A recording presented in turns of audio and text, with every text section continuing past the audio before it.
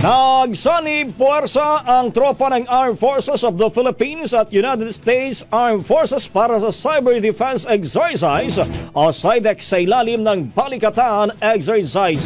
Tinaksihan ang aktibidad ng mga kinatawan mula sa Colombian Armed Forces, United States Indo-Pacific Command, Canadian Armed Forces, Japan Air Self-Defense Force, Philippine Coast Guard at AFP Cyber Command Cybersecurity Incident Response Team.